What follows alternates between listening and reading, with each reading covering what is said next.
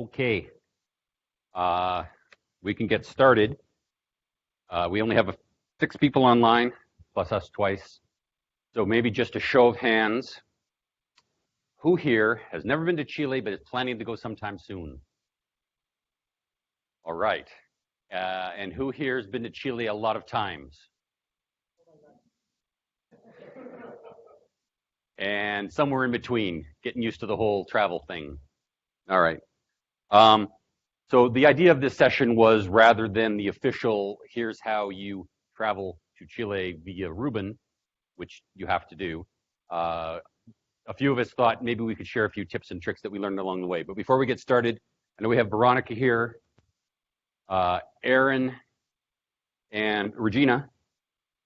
Between them and the Chilean admins, they should all be in the loop when you want to go to Chile, especially Chile admins. For example, if you're traveling on your own funding, still make sure the Chilean admins are on the list of people that know you're coming, simply because we'd like to be ready to receive you. Before we get started, I want to do a shout out to the team in Chile who today drove up the mountain after a rainfall and snowfall in 4x4 trucks and are installing an M2 surrogate onto the telescope. I was excited to see that. And, we got a team of people working pretty hard while we're here at the Ritz-Carlton. So for travel requests, you need to fill out a JIRA ticket. And Doug tells me that after you fill out the JIRA ticket, you got to fill in a bunch of information below that. Right.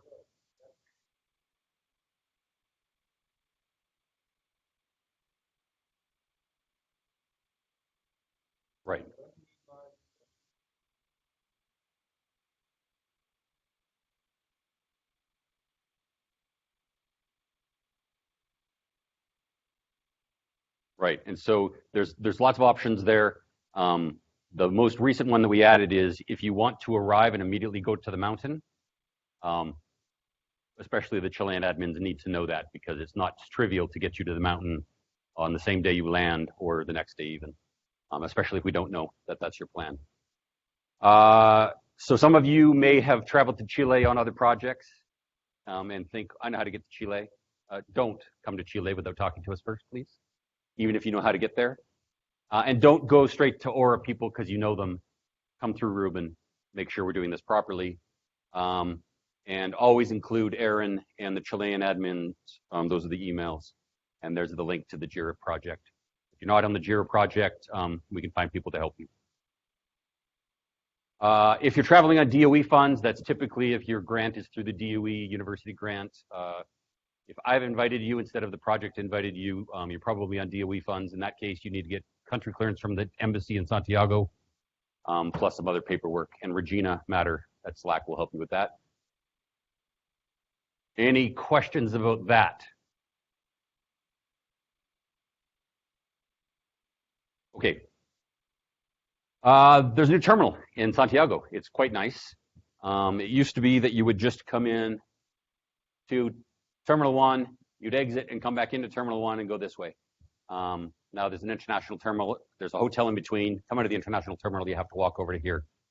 My first time in Chile, I did not know how to get to the departures level. There's an elevator right here that takes you to level 3. And then at the end of this long concourse of all the check-in gates, down here is the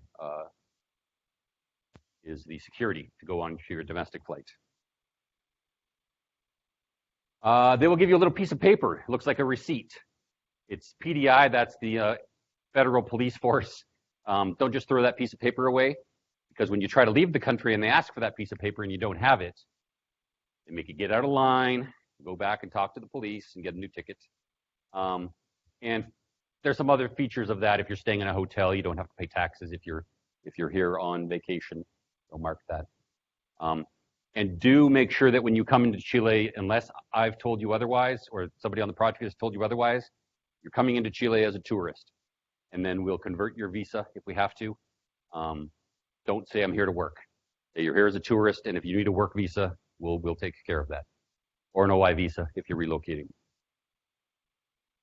I only threw this piece of paper away the first time. A couple of things that I wish people would have told me There's people at the grocery store, at least there used to be before the pandemic, that would bag your groceries for you and have a little tag that says propinera or propinero. And I don't know what that means. Evidently, that means you're supposed to give them a tip because they're not paid by the store. They're there working on tips. I typically give them a 500 coin. It's like 75 cents, maybe $1, whatever the exchange rate is. Tips at restaurants are 10%. They will say, here's your total with tip. Unless it was terrible, say compropina, and everybody will be happy. Every once in a while, they'll be like, how much do you want to tip? And then say it's on the receipt and make them leave you alone. And then gas attendants. Sometimes they'll ask if you want any extra services, your windows cleaned, for example, etc. And that would be worthy of a tip as well. I'll mention they'll also clean your headlights off if you go through a great big puddle, which is great. We had some of those recently in La Serena. This next one is actually, I think, really important. Derecha por izquierda.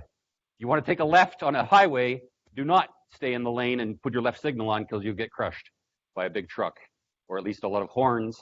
Rather, you pull off to the right, put on your left signal, wait for traffic to be clear in both directions, and then go. I just got my Chilean driver's license last week because I wanted to rent a car here, and I can't find my California driver's license. But this was an important one. It took me a little while to figure out what those. Sometimes there's signs that say derecha por or para. I don't know. You want to go left, pull off to the right. Every once in a while, certainly near my house, you'll see a little sign like this. And what's happened is you're on a 2-lane road, and suddenly it's going to become a 4-lane road, and you got to get way over to the right. Otherwise, you're going to be going into hit oncoming traffic. That's fun. So here's one just past the upper Jumbo. That's one of the grocery stores. And then Lleno 93, that's would fill up my car with octane 93. And even if you don't stay in the left lane to turn left, there's a good chance you're going to hear horns being beeped at you. Just prepare yourself emotionally. Most often you're going to visit a place called the Recinto. That's the Aura property. And they'll come in through the main gate here. It's on Avenida Juan Cisternas. And Juan Wally is the street that goes from the main gate down towards the ocean. And that'll also take you to the mall plaza. There's fast food. There's regular food. There's even some good food. There's an upper gate on the Recinto that you can go walk out or drive out during weekdays. And if you take a right, don't go straight out the gate and turn a right. They're going to go down and turn around. But anyway, there's a little Jumbo. Jumbo is the name of the grocery store that a lot of us go to. There's others, but the little Jumbo's the closest one. If you follow Juan Wally down that way, there's the big Jumbo, which has more stuff. Be sure to get back to this gate by 8 o'clock, or you'll have to beg and cry to see if they'll let you in. And yeah. All right, so those are my hints that I wish somebody would have told me. Questions for me? Otherwise, we'll let Chris tell you the things he wish people would have told him. Frisco.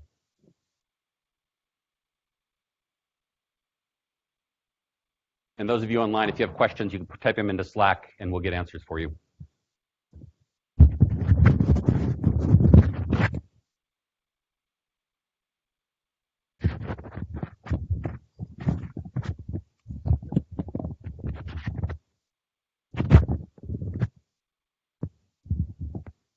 Is that okay? Can people hear me? Oh, it's upside down.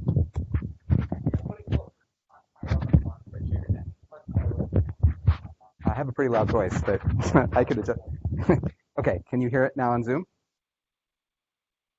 Where's the computer? Okay, go ahead and go forward a slide. Oh. Am I pointing it at that? Oh. Okay, so for those of you who don't know me, my name is Chris Walter. I'm actually a little different than some of the people who work on the projects. I work at a university. So I'm a faculty member at Duke University in North Carolina. And I've been spending this calendar year in Chile. I'm on sabbatical. And I'm a member of the commissioning team. So I work with Kevin. And I'm also a member of the Dark Energy Science Collaboration. So I actually have a lot of experience traveling just from my career. But one of the ways I sort of deal with that is I like to try to understand what's going to happen and what the situation is when I go somewhere.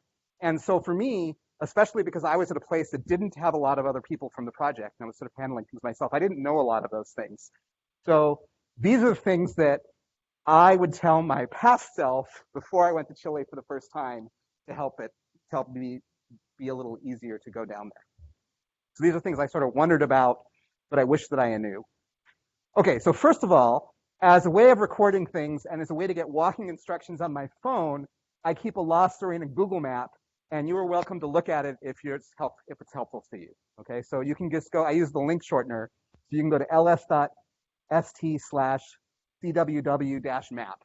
So this is my personal map. So you're going to see things on there like this is where I went to get my watch band fixed. And because of, COVID, there's not a lot of restaurants, but there's a lot of all of the grocery stores and things that are on there. And I'll often annotate it, like these are the days that it's open, these are the hours, don't go to this restaurant unless you're with Kevin and you really love meat, stuff like that.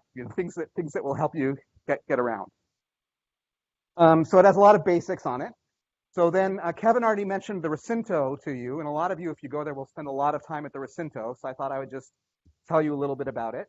So the Recinto means sort of the area or the enclosure or the sort of so it's a closed-in area, and the gate is down here at the bottom, so that's important. So you'll hear that referred to. For example, when you come to the Recinto, if you're staying in the Recinto, you'll stop at the gate and they'll give you keys to go to your house.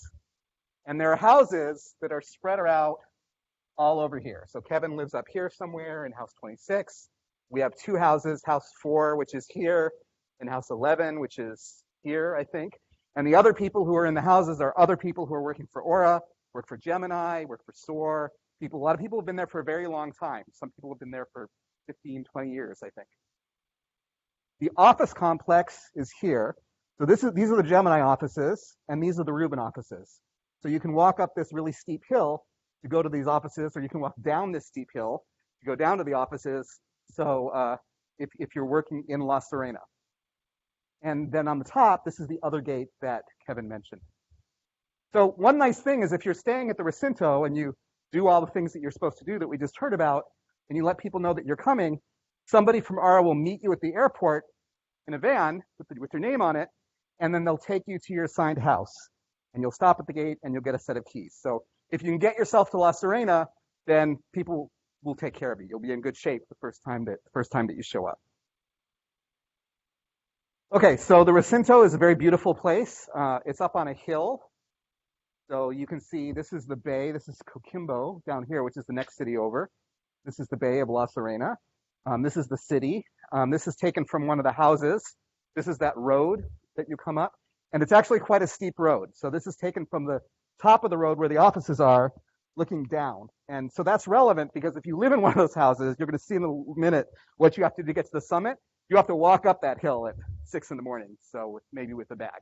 So you get some nice exercise. But it's a very beautiful place. Okay, so how do you get to and from the summit? So you've wound up in La Serena. You're in the Recinto.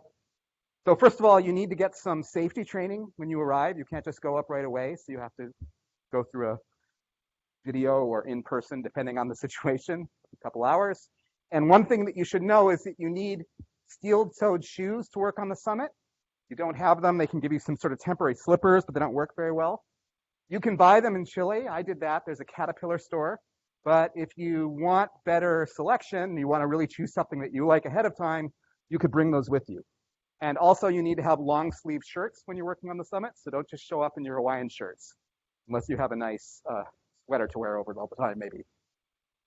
Okay, so how do you get to the summit?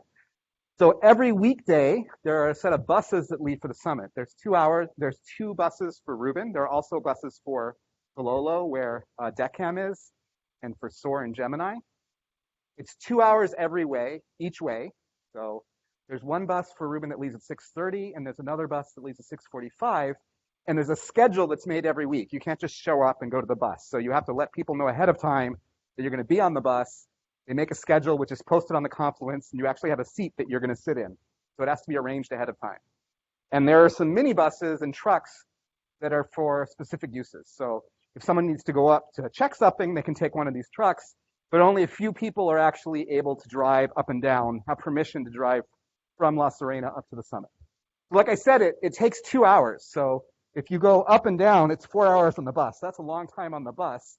So what you do is usually everyone sleeps on the way up. Some people sleep on the way down. I usually don't. I usually listen to podcasts. And then, so you get on the bus, you learn to fall asleep on that bus, and then you stop for breakfast when you arrive, and then everyone goes into the summit facilities to do work. Like I said, only a few people have permission to drive up and down there without being on the bus. So the road is a sort of a dirt road, and so you have to be familiar with it. And also, they want to control, especially who's going up and down at the same time. It's a pretty narrow. It's a pretty narrow road. They don't want two-way traffic going up all the time. Now, there is a hotel room on the summit, or there's a hotel on the summit with rooms. You can get training to drive to and from the hotel. So that's relevant if you're there overnight and you're working, you're doing observing or something. You might need to drive down to the hotel. So there's some trucks that you can take to go up and down from the hotel. The hotel rooms on the summit are quite limited, and so the stays are planned in advance, especially now there's a lot of contractors on the summit, and we share those rooms also with the people from Gemini and SOAR. So you can't just show up and expect to get a room. That also needs to be arranged ahead of time. 4 hours is a long time on the bus, so it's much nicer if you can go up, say, on a Monday or Tuesday, spend some nights on the summit, and then come down, as opposed to going up and down every day. Hopefully, as some of the contractors leave, there'll be more hotel rooms available, but there are a lot of people who go up and down every day, and if you come and you're working on the summit, you'll be doing a fair amount of that too. Okay, any questions so far about any of this? All right. Okay, so what about getting around?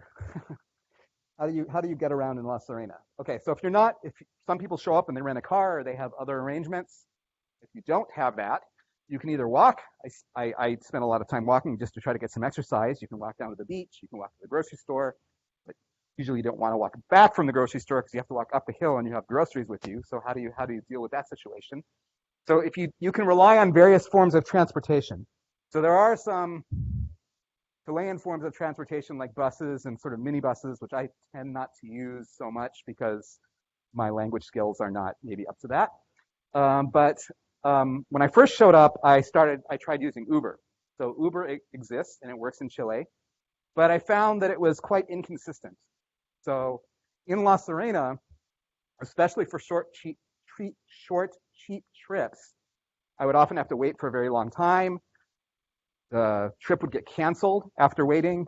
Often I would get texted asking if I was willing to pay in cash as opposed to doing it ahead of time on the app. For longer trips, if I was going down further away, it often sometimes worked fine, but it was the sort of thing where I felt I couldn't really rely on it, and it was sort of stressful and unreliable. So some of the people who were there told me that one of the reasons this was true was that many of the drivers had left Uber to use this other app called InDriver. So I'd never heard of InDriver before, but apparently it has 100 million people all over the world who use this app. But it's mostly in places like South America, Africa, the Middle East. And so it works sort of differently than Uber. The reason that the drivers left for it is the drivers make more money. So I took some pictures before I came here. So here I was, I think, here I'm in the Recinto, and I wanted to go down to the grocery store, to the Jumbo that Kevin mentioned to you before. And so I don't know if you can see here, but this sort of shows you the cars, right? So here's an Uber car here, and here's an Uber car here, and this is what the cars look like on InDriver. And the reason they make more money is that, first of all, InDriver takes much less of a cut of the money from them, and it's also done in cash, and it's not a preset price. So the way it works is I say, I would like to go from the Recinto to Jumbo, and I'm willing to give you 2,500 pesos. And then a bunch of offers come back, and these people say, I'm willing to take you there for 3,000 pesos. And then I can either accept or decline, and I can actually increase or decrease the amount. So it's a true auction. It's a bidding thing. And you need to kind of learn how much it costs to get around. And actually what I often do is I'll look at Uber first to get an idea of what the rate will be. And you learn a lot. Like, for example, often you'll see the price that Uber will offer for short trips is well below what people are willing to take, which is why I was always getting canceled before. So the way this works is once you accept it, then you take your ride, and in the end you pay in cash. So you miss the convenience of Uber and having it all being arranged ahead of time on your credit card, but effectively that wasn't working very well anyway, because you had people texting you saying, are you willing to give me cash for it? The really good thing about this is that there are a lot of people around, and I don't think I've ever had to wait more than 3 or 4 minutes for one of these to show up. In fact, there's one of the Slack engineers who lives down by the beach. He takes the bus almost every day to the summit, and he gets one of these things at like 6 in the morning, and it's no problem. He can consistently do it. They show up in a few minutes. They can do it. So this is what I used to get around, and it's something that you should definitely know about if you're in La Serena and you don't have a car and you want to get around. Sure.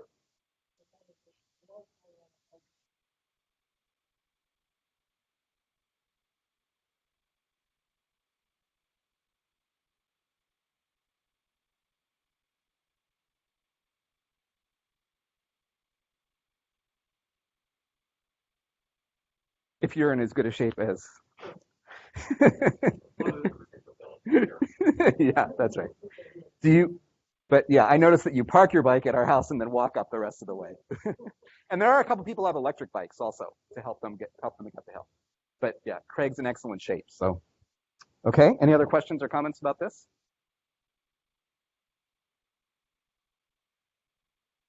Oh, Craig just said that. Do you want to say it yourself? Craig Lage is here, and he was just saying that there's actually a fair number of bicycle trails, and he and his wife get around by bike, and that's something which is definitely doable. And if you have questions about biking, you should talk to Craig. Thanks. Okay, money and buying things. Okay, the best, closest supermarkets are the big jumbo and the small jumbo that Kevin already showed you. There's actually some closer ones. You'll see this if you look at my map, but they're not nearly as extensive as these grocery stores. These grocery stores also have houseware sections in them, especially the big jumbo. The big jumbo is quite large. Totus is also large and is about the same distance to jumbo. So if you want to look at those, you can just look at that map that I showed you before, ls.st/cww.map. You'll see them on the map. It's easy to mostly pay by credit card when you're in Chile. So make sure you have a credit card that doesn't have a international fee on it, international exchange fee. And it's for cash. It's easy to find ATMs. If you have a Bank of America ATM, they have a deal with a bank called Scotiabank, which is a Canadian bank, where you don't pay an international fee for getting out the cash. Those are less easy to find. There's less of them. It turns out there's one right by the Recinto in the inside of a pharmacy, which is just down from the Recinto. So you can find that on the map also. I like to cook a lot, so I get food from the jumbo and I cook, but often, especially if you're going up and down to the summit, I don't have that much time. So a lot of people use Uber Eats. So with Uber Eats, you can do food delivery. The key to using Uber Eats is to talk to Kevin and have Kevin give you the secret phrase to put in the instructions for the Uber Eats to tell the drivers that they should stop at the gate and get instructions on how to get to your house and how to get in. Otherwise, you will have a hard time getting your food. But once you get the secret code from Kevin, then it will work well. If you go to get medicines, not prescription drugs, which is a separate thing, but many of the things that you're used to buying maybe in the grocery store, you'll need to get at the pharmacy. Like you can't go get Tylenol or something, right, in the grocery store. You need to go to the pharmacy. And many of the items in the pharmacy are actually behind the counter, and you need to ask for them. So you might find that you show up and you wander around and you can't find anything, but if you ask them, then they'll bring it out for you. Often what I'll do is I'll go to the website first for the pharmacy, figure out what I want, so I have it on my phone so I can show them a picture. And like I said, pretty much any medication that you want, you're going to find in the pharmacy, not in the grocery store. So you can buy, suntan lotion in the grocery store, but anything that you might buy in the section with drugs in the grocery store in the United States, you're not going to find in the grocery store. So here are some things you might hear when you're in the grocery store. The llevar means to take away. So you're going and you want to get some empanadas and take them away. This is actually one that I just recently learned that was confusing me. So boleta is the word for a ticket, right? But when you go to the grocery store, they'll ask you if you want a boleto or a factura. And in this context, it means a receipt. And there's two kinds of receipts. There's a normal receipt, which is the boleta, and factura is like a business receipt for people who want taxes. So that always stressed me out a lot. I didn't know what they were doing, and I always mumbled or something, which didn't make them happy. But once you understood that, you can just say, yes, you want the boleta, and you'll be okay. Usually they'll ask you if you have punto, which is like a points program. You can say no. And then you'll be asked if you want to pay with tarjeta de crédito or débito. So if you want to pay with a card, a credit card, or debit. Or efectivo, which is cash. So you might be asked if you're card or your cash. Okay, so here's something which I thought that I knew. Nobody told me about, and I was baffled the first time it happened to me. So I thought I was on top of things. I went in, confident international traveler, went to pay with my credit card, knew how to say credit card. I was pretty proud of myself, put it in, and then I see this. 1, sin quotas, 2, con quotas. Okay, so one of my basic rules for traveling, if somebody asks me something I don't know what it is, I always say no without it, right? So that's sin. So it turns out what this is that in Chile, if people have a credit card, especially, it's a very normal thing that you might pay by installments.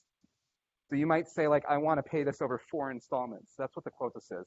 Your card doesn't have that, so you should just always answer no to that question in quotas. And then it will ask you if you want, it'll say, your card is approved and whether or not you want to go ahead. If you pay with a card and it's over, I think, 20,000 pesos, they'll ask you to sign your name.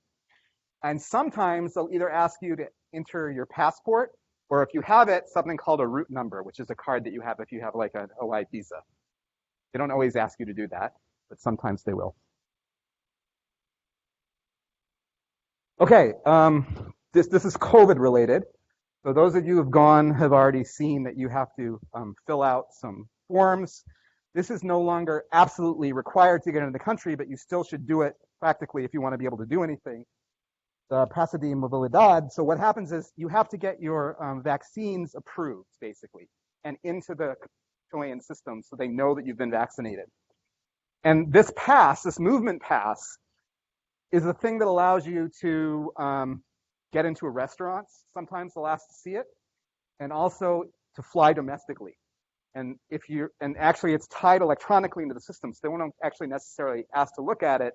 But if you haven't done it and it's not tied into the system, the only way to fly domestically is to get a PCR test. And you won't be able to get into certain restaurants and stores and things. So you definitely need to have this thing. So one thing that I was very confused by was, and I think a lot of people I've seen when I was reading the rules were changing a lot when I was first doing this. People thought this was a separate thing. Like, what is the pass? Where did I get an email with the pass in it? Is it an app that I download? But what it is once you get your vaccines validated, that is the pass. There's a QR code that's on it. There's like a PDF file that you can print out, or you can go to the website, and it says, these are my vaccines. There's a QR code on that thing, and you can scan that code with that QR code with your phone, and it will tell you whether it's enabled or it isn't enabled. So, like I said, you don't technically need to get into Chile. You don't need to do this anymore. But to get to La Serena, unless you're planning on walking, you need to do it. And if you want to go to Kevin's favorite Argentinian barbecue restaurant, you need to have it, or they won't let you sit inside. So it's unclear to me if a second booster is required for non-Chileans or not. Okay, so the rule was on June 1st, they told everybody in Chile that they had to have had a booster, effectively a second booster, by that date, or they were going to turn these all off. Now, at the time, what they said was that it wouldn't necessarily apply to people from other countries, because, of course, like in the United States, if you're 20 years old, you can't necessarily even get a second booster. But I found out when I went to Kevin's favorite Argentinian barbecue restaurant that mine had been turned off. So we don't know if that's because I had one of these visas or not. I actually had a second booster, so then I had to go and get that validated again, and then they turned it back on. But my advice to you, if you can, is to go ahead and make sure that you've had a booster within the last 6 months. Get the second booster if you can before you go, since it might cause some issues.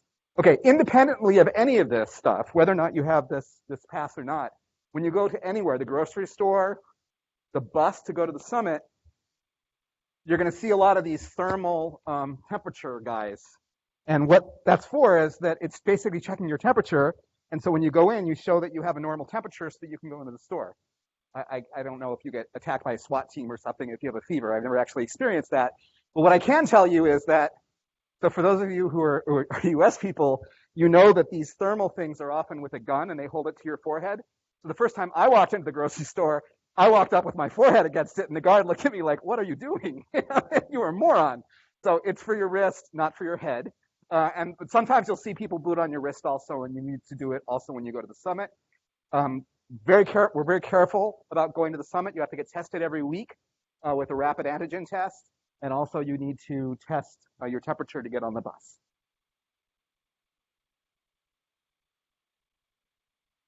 Okay, hot tips from Chris. Here's just some random stuff.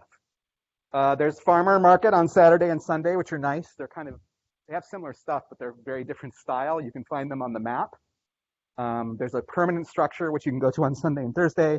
And on Saturday, there's one where they close off about a half a kilometer of a street that you can go down. It's nice. This is something that a lot of the people in Chile actually don't know, but I found out about. So you can buy a nice lasagna to cook at home. It's uncooked. You can bring it and you can cook it in your house. There's a place called Piacere Pastas.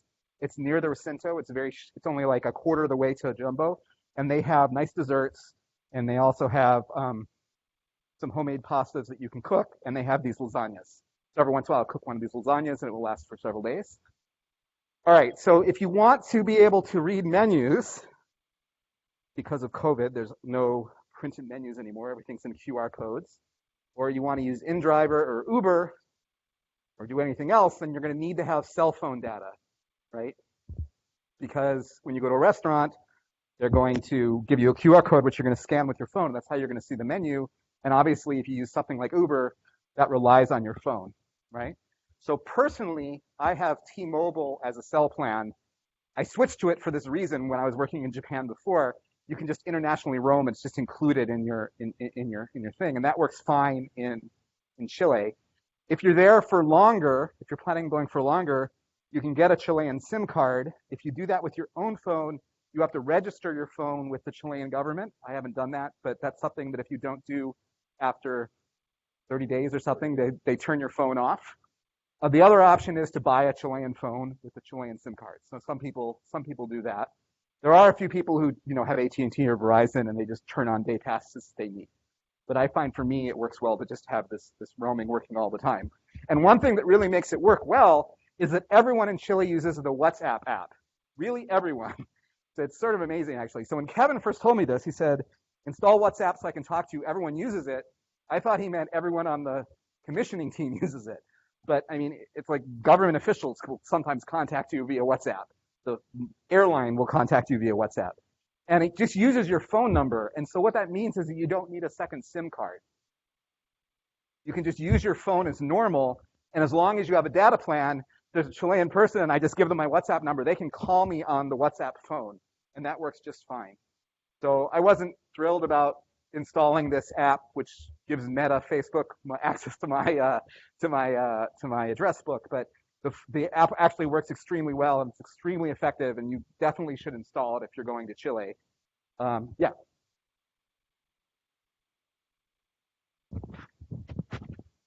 Do you want to talk here? Oh, no. Oh, it's up there. Okay. Can you hear me? Oh, yeah. Okay. I just want to add something about the WhatsApp application and how important it is to have tariff. When we have emergency locally at the Ora sites, Recinto, or at the mountain, it's very likely that there will be a creation of an WhatsApp group of emergency. So you will be added to that. But beside that, the government and the municipalidad, which is the local city authority, will also put in a WhatsApp groups information, and you can receive information. So in terms of emergency response and information, it is very good to have a WhatsApp application on your phone. So you will get the information sometimes in Spanish, well, actually all the time in Spanish regarding the government or the municipalidad, but you can easily translate with Google Translator or any other application. The ones that we shared with the expat are always in Spanish and English. That's a kind of an used to everything is being formed in both languages. So, or an Aura and Ruby information will be in both. Yeah, so you definitely should install it, and it works very well. And that's how I was telling Kevin that whether I was going to make it to this session or not today. Okay, so you should try to teach yourself at least some basic Spanish. So I started doing Duolingo or something when we went into lockdown in 2019, since it's supposed to go there. And as anybody here in Chile with me can tell you who's heard me try to speak Spanish, my Spanish is pretty atrocious. But at this point, I'm at the point where reading is quite helpful. I can usually understand kind of what's going on, and if I think about it with simple instructions and simple conversations, I can do. That makes a big difference, actually. So most Chileans, most people don't speak English or don't speak English well, but they're very friendly, and they will try to help you, especially if you know some Spanish. So you can't, if you're coming for a short trip, you can come up, you can show up, and you can get by probably without knowing Spanish. But I highly encourage you to try to learn some Spanish if you're coming. I already told you this, that you should get Kevin to show you what to put into Uber Eats so the drivers can actually find you. I think that's it. Yeah, so a lot of my information about where places you can go, like I said, are on this map, so you can look at that. And I'll be around all week if anybody has any questions. And also, if you show up, you'll probably be seeing me because I'll be there still till the end of the year. Okay, thanks. Now we're ready for questions.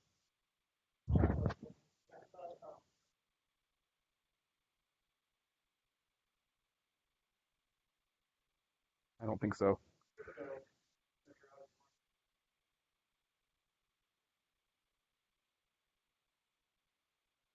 No, that or nobody told me, so and I survived.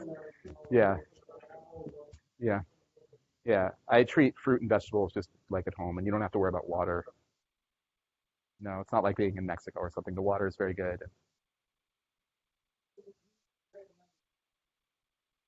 Actually, if you do it, that will be fine, no problem. It's just because it doesn't taste good, but it's not a sanitary reason that you don't drink tap water. I don't do it. Actually, I don't drink tap water because I don't. About a month ago or 2 or 3 months ago, the water in the Recinto wasn't directly connected to the city system. It went through some reservoir first, so it actually wasn't safe to drink. So they were distributing water bottles. You can still get those water bottles, but by default, you can now use the you can drink from it. But it doesn't taste so awesome. You shouldn't drink water up on the summit. That's just that's coming from a tank. So on the summit, don't. The water's not potable. Other questions?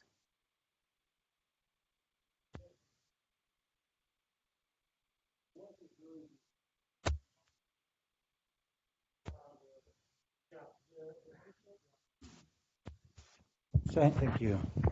It's mainly because why we request for a long sleeve shirt at the summit is because the UV radiation exposure, especially for outside working, is very strong.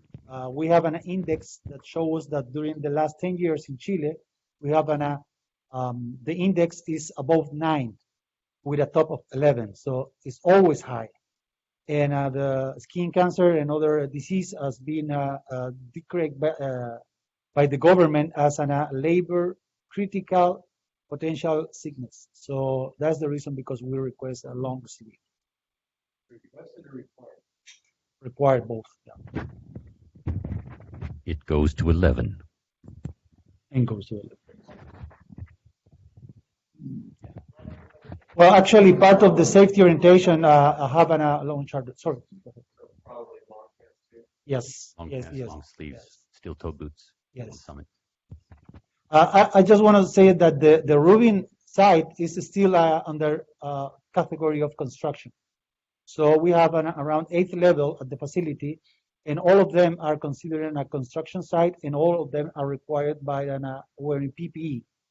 Only one of them is not PPE required, which is the 2nd level, where is mostly the office and areas like that. But the rest, more and others, having a PPE request. All of that information will be provided at the safety orientation that you will receive upon your arrival or before through Zoom or any other way.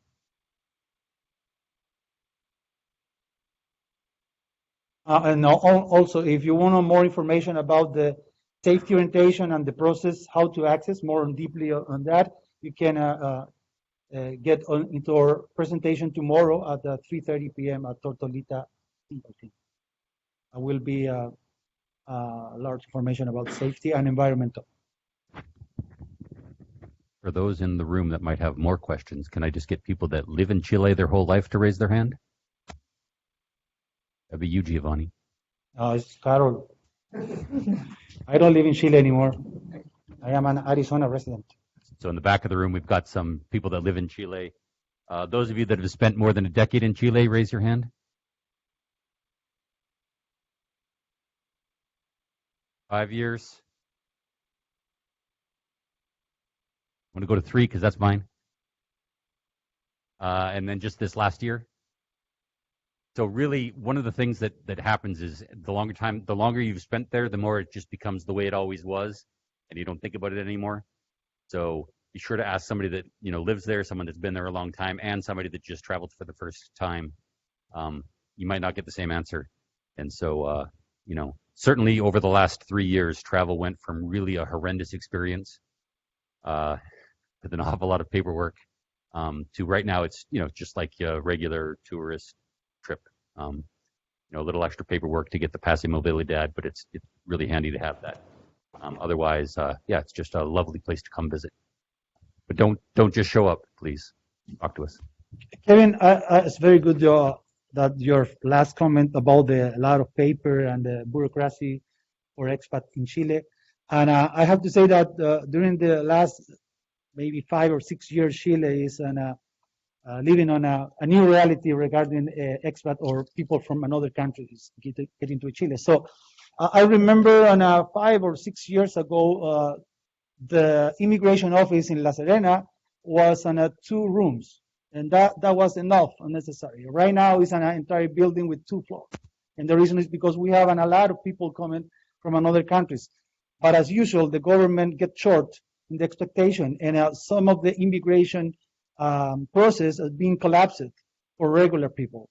Very lucky for you guys that ORA have a very good process, and they will do everything for you. You will be not spend an entire day waiting for a visa outside of the Inmigración in Coquimbo office. So that's very good news for you. But still, the rest of the service, public service especially, doesn't have for real prepare for expats and for people from another country. And a restaurant is one example. It's very hard to find an English menu. It will be always in Spanish. Sorry, but not even La Serena is a very touristic a place, and people from many countries get to La Serena during the summer. Still, we are not so prepared for, let's say, that tourists from another country is different than the Latin America or the Spanish spoken. So that could be a barrier. However, thank you very much for the cell phone Google Translator and all devices that help us to solve that. But it is part of the point that Kevin was mentioned about how hard it could be sometimes to get to Chile as a foreigner and without knowing some of the things. And I just want to, another point that was mentioned by Chris is, or maybe by Kevin, is about the gas stations and when they clean the windshield. So it's fine that they clean the front windshield and the back, but do not accept the sides windows be cleaned. And here is something that you have to be very careful. They put the soap of your side window, and when they are doing it, you will not see the pump running, and they can trick you with the money of the gas. So be careful with that. Something that happened a lot. So sorry. I just wanted to say for everybody, some of them here, that the staff in Los Angeles is so great. Yeah. So thank you very much. Yeah. And especially, like we said, I don't know if any of you had the experience of getting visas in Yeah. one country before, just tell us. you know, it was all.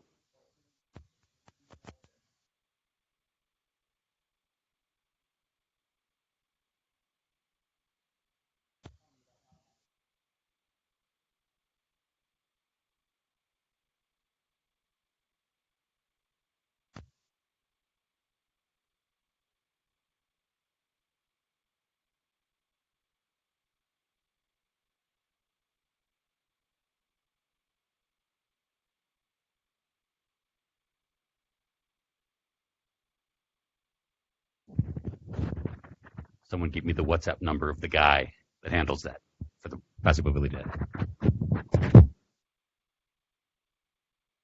All right, I think we're done. Oh, yeah. Yep. Yep. You're going to take that one first? Sure. So the first question is, where will you stay in La Serena? Generally, if you're coming down on the project, Ruben has 3, 4, 5 houses. Some of us have taken them for ourselves, but we'll put you up in the house first. So house 4 is just a little bit, it's a lot down a hill from where the buses go. House 11 is just above where the buses go. So we would put you in one of those houses. They have their own locking in the compound, in the Ora Recinto, yeah.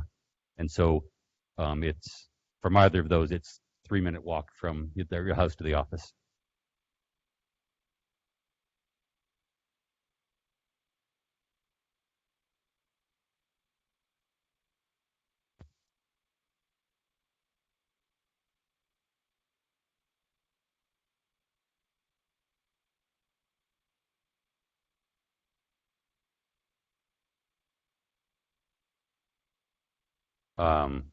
So typically, it would be, as long as you've made sure Chile admins are in the loop, they will have somebody with a sign with your name on it at the airport.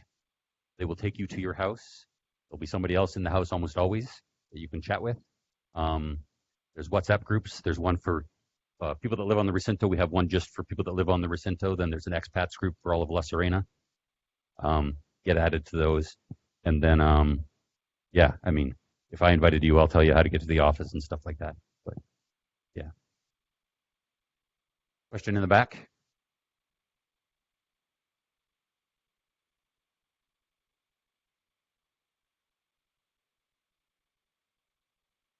Right. So on the JIRA ticket, they would say you're going to be in house 4, room 2, and you'll be in there with this person, etc. Correct. They will have taken care. People will have taken care of everything for you.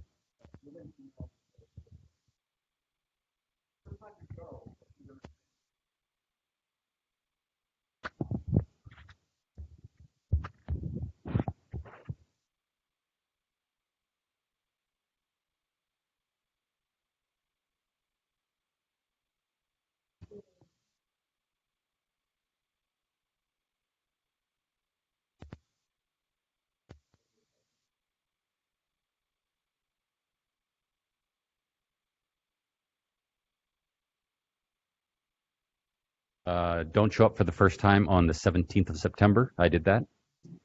And don't show up in January and February if you were looking for cheap housing.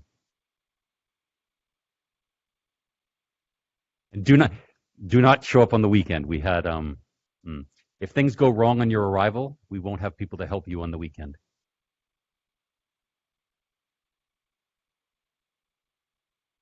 Yeah. May I comment something about driving? But it's more related to, well, driving in Chile is not so different than driving in terms of the license, etc. But I want to just mention about all those people who want to drive to and from the summit. Yeah. No. Yeah, exactly. Now, the thing is that our basic principle about driving to and from the site are, as Kevin says, no. We prefer that people don't drive that long way every day, 2 hours to the summit and 2 hours back. And this comes from several incident and accident that would happen, especially during the pandemic. Unfortunately, we try to avoid exposure, putting a limit of the passenger at the tracks, and that means that more trucks and more people was driving. and that put our accidents or near miss numbers up to the chart. And unfortunately, that happened. We learned about that, and we are now trying to avoid as much as possible the people drive. So that's the reason that we have now 2 shuttle buses. Actually, they are working on 50% of capacity, but the idea, and plus the minibus or the carry-all that goes every day on weekdays. So the main principle here is to avoid the people put self in risk to driving 2 hours to and from the site. So in a very specific cases that people need to stay at the summit, we authorize the driving between the Rubin site and the Hotel Pachon, which is, I don't know, 5 minutes, 6 minutes. And that's also a process that the safety team take people and go through on a safety orientation. We have a practical test, and then an authorization from the supervisor. For the people who want to drive to the site from La Serena and back, it's also another process which they take a little more. But we have to have a very specific reason to authorize that kind of driving. Okay, it's just something that I just want to mention. It's not because just we want it, because we have a very strong reason to avoid the driving, especially to and from the summit. Again, tomorrow there will be also deeply explain how is the process for expats and Chileans, which is not so different, but how you can get to an access or driving authorization to the summit. All language. I did this. I thought it was right.